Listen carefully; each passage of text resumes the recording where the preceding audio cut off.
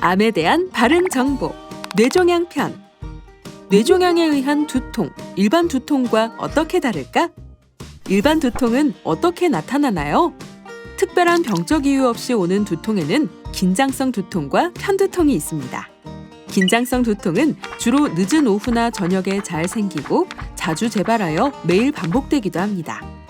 이때 흔히 단단한 밴드가 머리를 조이는 듯한 증상이 나타납니다. 스트레스, 과로, 피로, 감정적인 문제 등에 의해 유발되며 같은 자세로 오랫동안 앉아있거나 서 있는 경우에도 종종 발생합니다. 편두통은 주로 사춘기나 이른 성인기에 시작되지만 50세 이후에 처음 나타나는 사람도 있습니다. 가족 중에 편두통 환자가 있는 경우가 흔하며 여성에게 더 많이 나타납니다.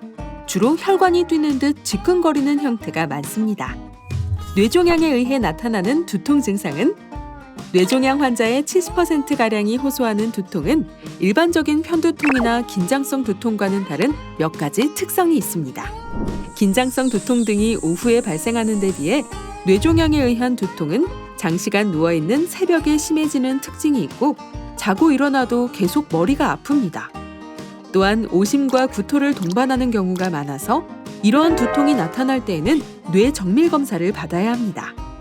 특히 두통이나 구토, 시력장애는 뇌압이 상승했을 때 나타나는 전형적인 증상으로 이런 증상이 나타날 때는 응급 상황이므로 즉시 병원으로 가야 합니다. 다음과 같은 두통을 느낄 경우 기질성 뇌질환이 의심되므로 뇌 촬영을 받아보세요.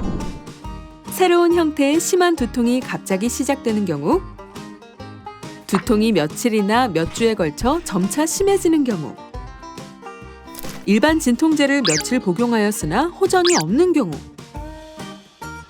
과로, 긴장, 기침, 용변 후, 성관계 후에 두통이 나타나는 경우,